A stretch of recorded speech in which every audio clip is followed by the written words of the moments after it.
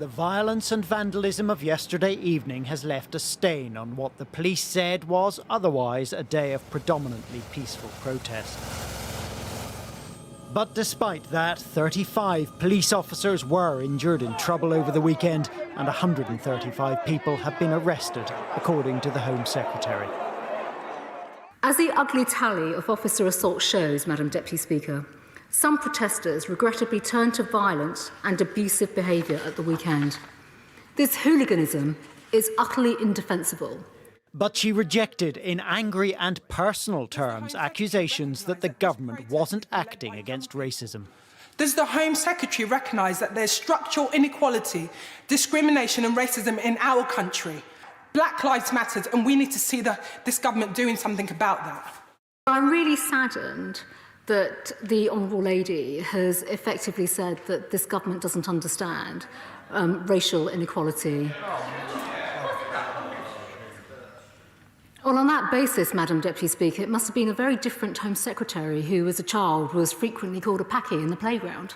A very different Home Secretary who was racially abused in the streets, or even advised to drop her surname and use her husband's in order to advance her career. But parliamentary supporters of Black Lives Matter had in turn been angered by the Prime Minister's claim that the demonstrations had been subverted by thuggery. It's an absolutely appalling thing to say. People are out making their point, standing up, shouting that Black Lives Matter in a situation where we are seeing some of the most unprecedented levels of racism in our society.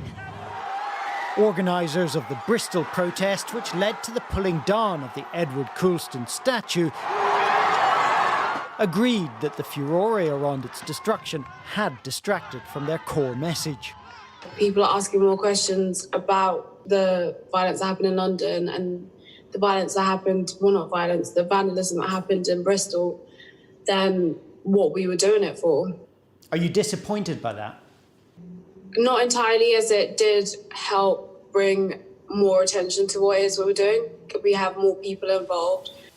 Although it's hard to imagine Coulston returning to his plinth, work continued into the afternoon to repair the damage done in Parliament Square, where, as it happens, the job of cleaning Churchill's statue had been given to a man called Winston. Carl Dinnan, News at 10, Westminster.